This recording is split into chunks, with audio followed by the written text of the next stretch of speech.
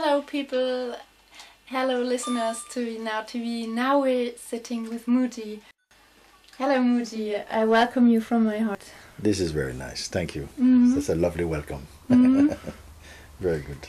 Thank you for this chance. Yes. We have some questions for you, for especially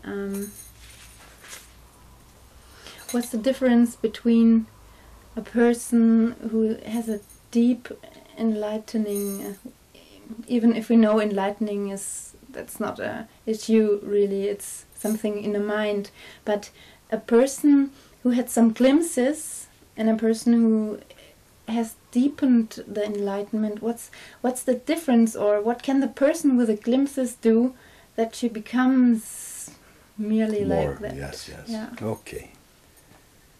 Very many people, they have that experience which you call it over here. Many people speak of it as an enlightenment experience or something. Maybe you hear this term. Yeah. And I think this is what you're speaking. Yes. You're asking.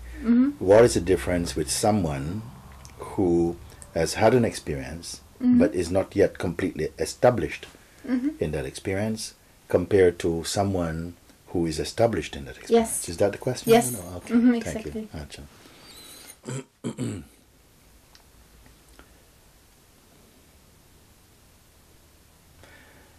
The one who is established in this experience, you see, feels no more separation. Sorry. They don't feel any separation. They don't feel, oh, I understand this, I know I am this. Even if they speak like that, there's really, behind this, there's no duality. They realize that what they are and what we refer to as enlightenment, it is the same thing. And it simply means the one who has discovered their true nature. And this one, so when I say it's most natural, it means that there's not somebody doing it. It's not like, oh yes, I'm really an expert meditator or something like this. It's not like that. It means that you have discovered again what is effortless and what is natural. It means that there's no person doing it. They're not trying to maintain something. That person is not there. And that person was only an idea. When we remove this idea, what has always been here, in this body, in all the bodies, the real intelligence and the real sentience, that is effortless. And it doesn't have to make any effort to be what it is. And we are this. This is what we really are. But somehow we believe we are the identity and somehow the person, which is only a kind of construct. It's not really true. The person is only like a temporary costume that the reality or the beingness is appearing through this costume. But the costume is not sentient, it's not real, you know. So one who has not quite, who is not quite established in this, and this is, you've asked a very good question, you know. You've surprised me. You've jumped right in the center. Yeah. Who is this one who has not realized the truth, who has had a glimpse? Is there someone who has had a glimpse, you see?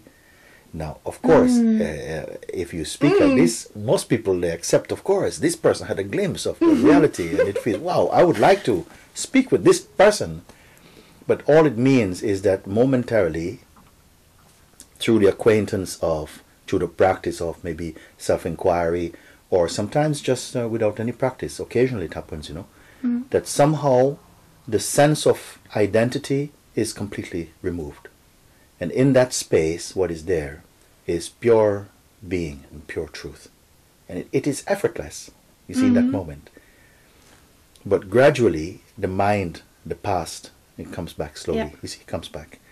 Now, this is also true a little bit for someone who is established also in the self, the one who is free. Sometimes the mind and identity, because of the past conditioning and so on, it also comes in, but it has no root it has no soil for the root of the mind to grow again. So there's no confusion about being a person. Whereas the one who feels I had a glimpse, It simply means that the idea of myself as a person is still alive in this body. Yes. It's still a belief, you see. Behind this belief is the reality.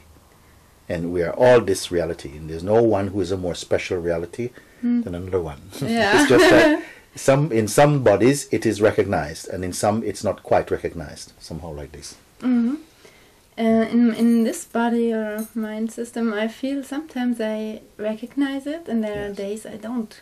Yes. But only I recognize it only if there was a long time not recognizing. Then when I recognize it, then I feel, oh, this was the whole time. Yeah. When you say, when I recognize it, what do you recognize?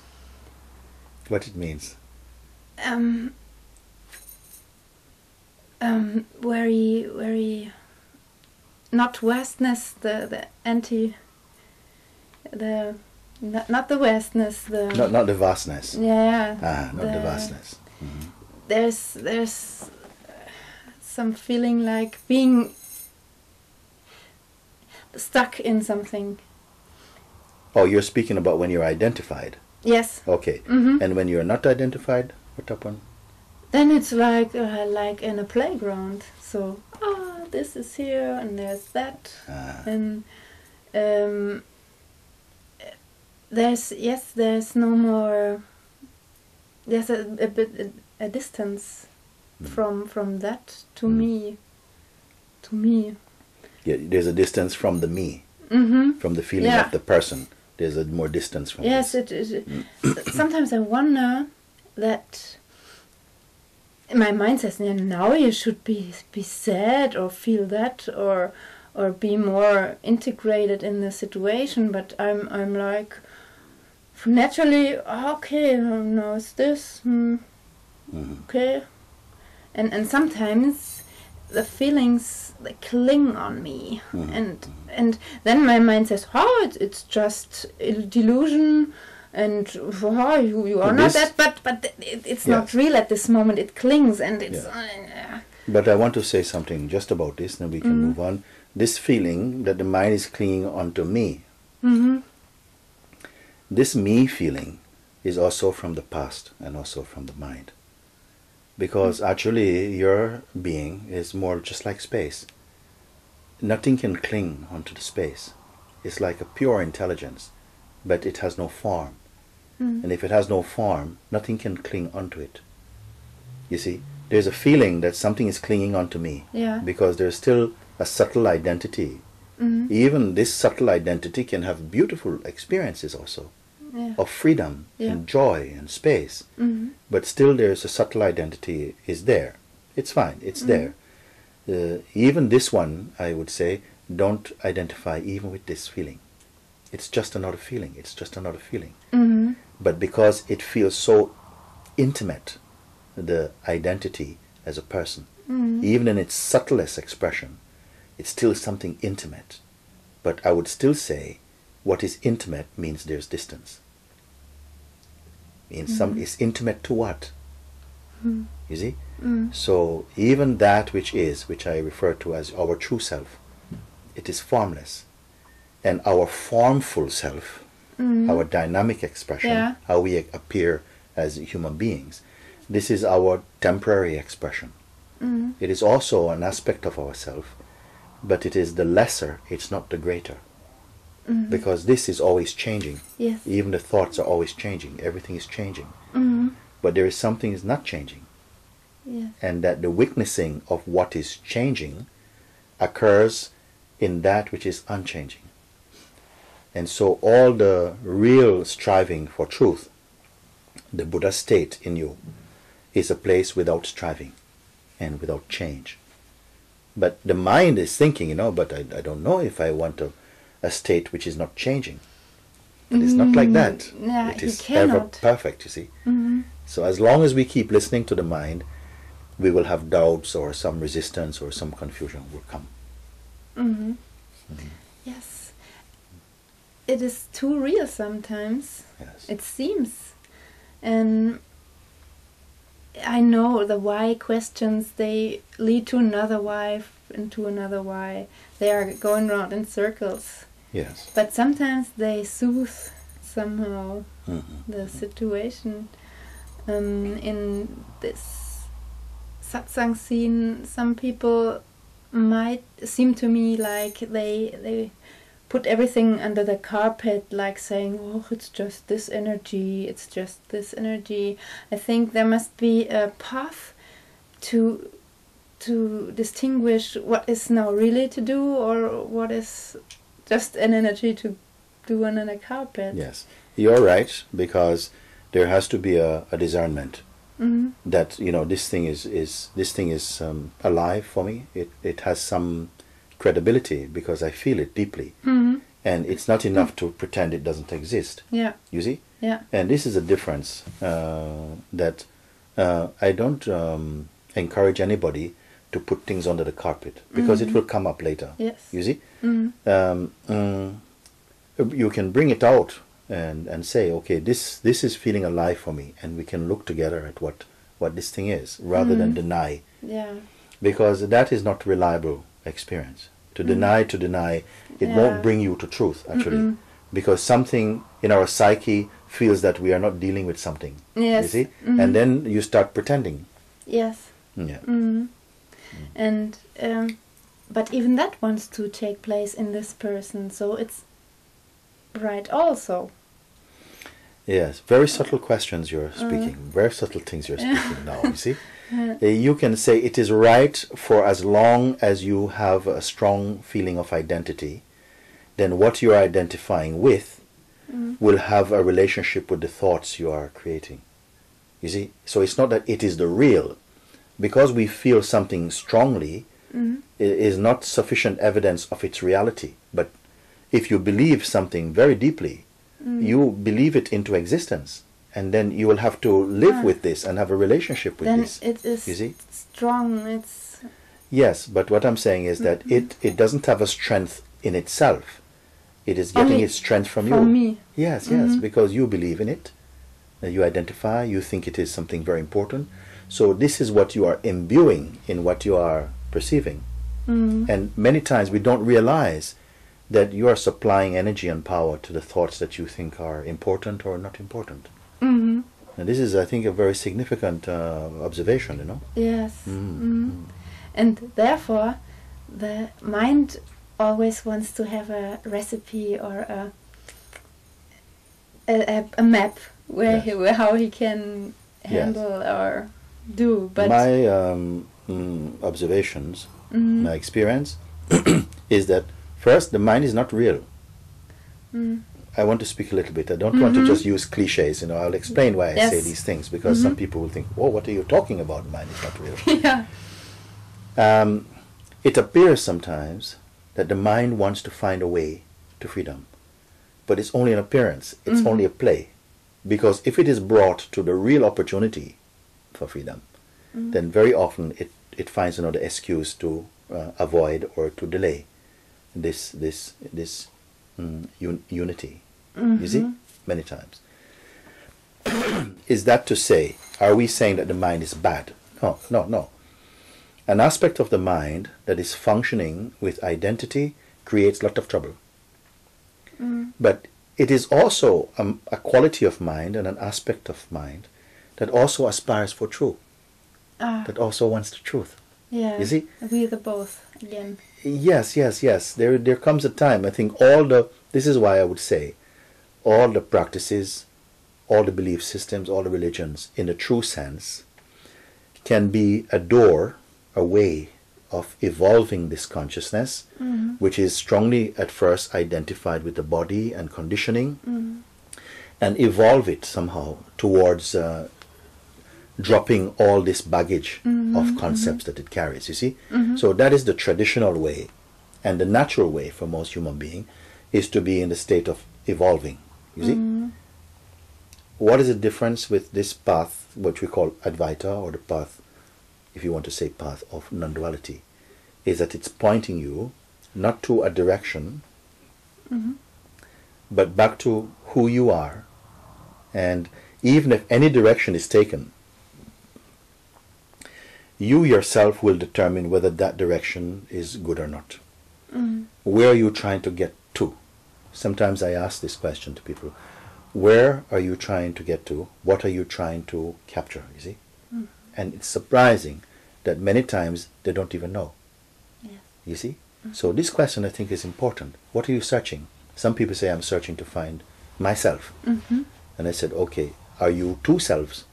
Like the one who is searching and the one you will find. You know, just to ask. I said, oh, I don't know, but maybe I'm searching for a higher expression of myself. You see?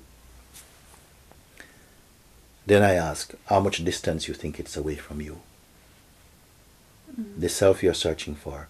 If it's not here now, how far away is it from you? And this helps the mind to go, again, more inside. It's not going to find anything outside. Yes. The real discovery has to happen internally. So the mind gives you, through saying, oh, you are not this, he gives you a journey. And whether you take this journey, you need all satsang teachers and satsang books and something, or you're just confident and already seeing, oh, this is a lie. Most people don't see it as a lie initially. Because our conditioning, we are consciousness, but our conditioning into the identity that we're a person, that I'm this body, it started from quite young. And some would also tell you it started from many lifetimes. But we can say, for most people can understand, it started from we're young, no? From young in this body. Yeah. The conditioning that you are this body is there. So it feels completely natural thing, you see? And once the consciousness, which is not the body, identifies that it is the body, only then can the mind function in the way that we're talking. Because you take yourself to be a body-mind. And so the mind has more power, more potency to correspond with the identity that you take yourself to be. So I ask myself sometimes, yes, I got this small glimpse and I really saw, and I always refer to that when I come again in stages like, oh, this is strange now, so I know, wow, this is only that, it is me, and is this all. But even if I had this glimpse, I find myself looking your videos and always reminding me, okay, yes, because I come so much into this daily thinking and yes. But at the same time I know it's not. And my question is, what can I do? Or Yes. I really have the wish. I love to have a solution or something. Yes. I don't know. Excuse me. Yes. There's a deep knowing that all that is appearing for you is impermanent. Yeah. It comes and goes. And it's even your feelings, they come and go. A big nothing. It's a big nothing. Yeah. Yes. In spite of this knowing, trouble comes somehow. And me comes. Destruction. Yeah. The sense of me still is there. The feeling that I am a certain person, I have to make a living, I have things to do, I have a future and all of this. But there must be also a willingness to really look at these deep-rooted ideas about identity. It's not enough that we carry on, that we're just feeling, yes, I am a girl, you're a boy, I'm living in this place, I've got this job, I've got it. It will arise. I cannot say you must do it if it's not your time to do this. Maybe it's a time still to move into life, and life becomes your master. It teaches you, brings you to experiences that will help to break your concepts. But if you find a teacher who is able somehow, who has realized that themselves, they will help you to break those concepts much more quickly. If you're moving on your own, sometimes you know you fall in love with the story, you kind of project and so on. Yes. You see, and then you somehow you are nurturing an illusion and remaining in a state of delusion about life. You see, and then now sometimes life bites. There's a bite, you know, and when it bites, it doesn't feel very pleasant, but it helps you to go back more deeply into the place that you Yes. That your original place. I tell you, this glimpse was 7 years ago about, and after this, because I didn't know who to speak with about that, I just took it and I knew something, but I was not the spiritual person, so okay. But I lived on and on, had my few illusions and goals I wanted to make, and life hit me again and bite me, and now since few months I'm so, in the end I'm so finished with that. I'm so nothing more interests me, like I want to watch what is this happening now. Very good. It's because so all those experiences were preparing you to come to this point, you see. So they are still valuable because they brought you to now. Yes. Now you don't have to go back to them. No. In a sense, they brought you to this point. Yeah. And now where are you in this moment, you see? Yes. You see? And now what happened is these experiences, the pain of these experiences, help to break the distractions. Because something used to go, it wants to believe, it has so many attachments. Yeah. And the life has helped somehow to break those attachments. Maybe sometimes through pain, sometimes through disappointment. Yes, it took everything. Yes. And you have somehow the wisdom to understand that there's a gratitude inside you for this reason. Yeah. Many people complain, I don't have anything, nothing is happening. Yes. But you're feeling much more free, more space. That brought you to this moment. Yes, that's true. Now, what remains now? A big question mark. Yeah. I don't know. I don't know. I feel inside there's a little bit adventure mood. You want this adventure? I don't know what it leads to. If you want an adventure, your mind will create adventure. Okay? Because you may think, I need this adventure to see what is going to happen next. So we leave one journey, we turn the page and start a new chapter to another journey.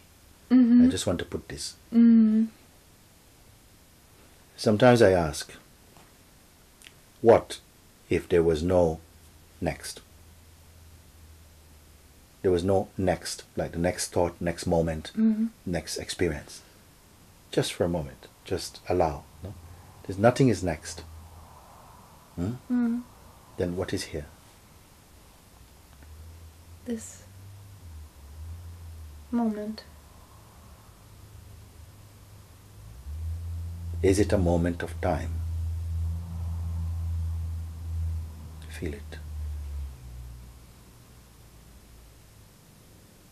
Don't touch future, don't touch past. Also don't even touch present even, because that's sort of like in time. No next, not past. Don't imagine what is here, see?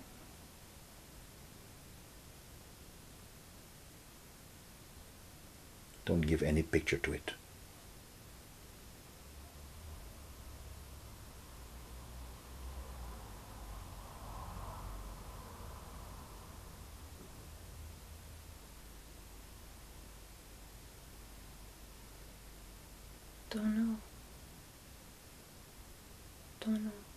I don't know. Is this a frustration? It's not frustrating. No. That which is not going to someplace else. It's not going forward or backward. And it's not trying to stay. It simply is. It requires no effort, not even to be. No effort. It simply is. Yes. That. And this is always so. Yes, and all the noise is the mind telling me. No, the mind by itself is not the noise. The noise only comes when you connect up with the mind. Belief. When I listen. Because many thoughts can come, and even one time you will not be afraid of thoughts. They are not your enemy. It's only when you carry an identity, then you can begin to negotiate with the thoughts that come, what we call the mind. Because the mind suggests something. It appears to play this role. The mind doesn't exist. Where does it come from? What is its support? Because a thought cannot think itself. It's not self-employed. So where does the power in a thought come from? It only comes from you. From looking. It comes from somehow the belief in the suggestion of the thought. Even I don't want to say that the thought even suggests, you know. It's like everything is coming from us. Somehow. Yes. We are aware of the thought process. If you don't engage by identifying with it, you know, then thought remains kind of, there's a neutrality about them. And there's more space around the thought also. But if you get, if you hold on to the sense of an identity that this is me, and so the thought as a specific relationship to the me, then the energy changes. It becomes more intimate and more personal. You see? More real. If you want to use this word real, you know, we can use real meaning that I would understand what you speak if you say it becomes more real. It becomes more tangible. It becomes more intimate. Then we say that this is real because you really feel it. Yeah. Yes. And then it comes a question, yes, if somehow there's nobody, but there's anybody who wants to have this changed, who wants to not be so surrounded by so many thoughts and clings. And why is it not possible always to stay in that, or because sometimes you don't want to stay in that. This is the maturity of your own self, in a sense. You know, sometimes you want to be out of it. When it bites you, you want to be out of it. Don't take it. I don't want that anymore. And then you're in your peace, and then something starts to feel bored. Not the peace. The peace is not bored, but the mind comes. You know. You see? And fear comes. Nothing is happening, huh? If you stay like this, who's going to pay your rent and so and so? And then something becomes, doubt comes. Yeah. And then, so doubt is also a thought. But the consciousness, purchases the doubt, and then it makes what the mind is suggesting in this role become real again for you. And so you're back into the forest of struggle. Yes. All that is required is that you, the consciousness, needs to be completely sure of your position. That it's in your presence that all of this is appearing, including the idea of who you are is also playing. And this I call real contemplation. That everything that arises is only an appearance. It only has a certain time to display itself, and then it comes and goes. This includes the idea we have of who we are is also appearing. Even the most intimate concept, the I concept, the I, me, is also appearing, is also arising. Yes. In the presence of something which is not arising. When you stay and observe this to see, is this true or not, then you will have a very profound insight as to who you are. Yes, but it comes the thought who says, oh, this is just appearing. And when this thought appears, who says that, then it feels to me like, okay, now I got it. Or now... That is also a thought appearing. Now I got it, it's also, yeah. That is also a thought appearing. See, yes. But it's more seductive to what is left of you as a person who is thinking there's nothing left of me. You see? Yeah. There is something still there, but sometimes we are thinking, no, there's nobody here. But then this thought comes, and somehow it is exposing that there's still somebody there. Yeah. You see? So make use of this thought to find out for whom is this thought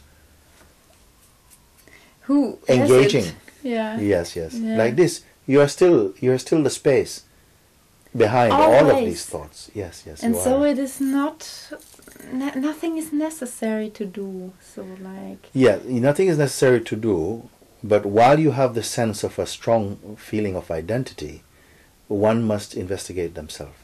You must contemplate. Am I that which I am perceiving, you see?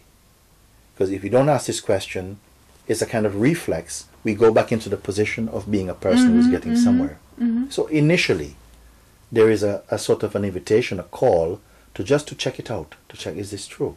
You see? And what sees this? Can I be what I am perceiving?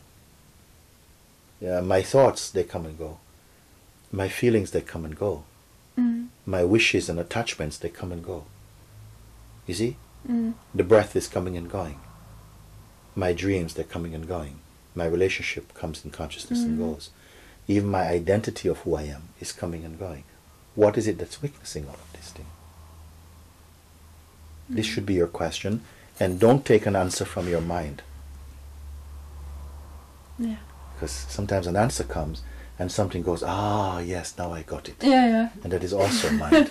You see? Yeah. And so, in a sense, through your own inquiry, something is becoming more and more mature as to the subtle tendencies of the mind to create a sense of distraction. Yes. And to formulate themselves into an identity. Whereas maybe some while ago, you, the consciousness, you would have purchased that thought, but because it showed itself later that it's not the truth, then gradually, as you kept on somehow in your training to stay back without connecting up with the thought, just staying back, you're coming to see that you're less distracted. And each time a thought comes, it's almost like you will now use this thought to find out if there's anyone who is here as the thinker of that thought. It's very subtle what I'm speaking. Yes, here, because the you who identifies that there's a thought who plays me is also somebody who and somebody who. And not necessarily. It doesn't go back to infinite. Oh, okay. It doesn't. No, it's no, no. not. No, that's also a thought. What you are to see is that whatever arises. There's the perception of it.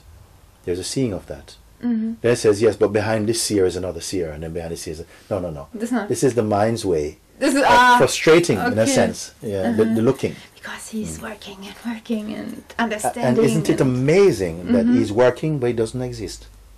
You look and see if you can find Mr. Mind or Miss Mind. You can find it's apart from thought. Because, I mean, there is something called brain that can be identified. But there's nothing called mind that can be identified. Mind is only thought.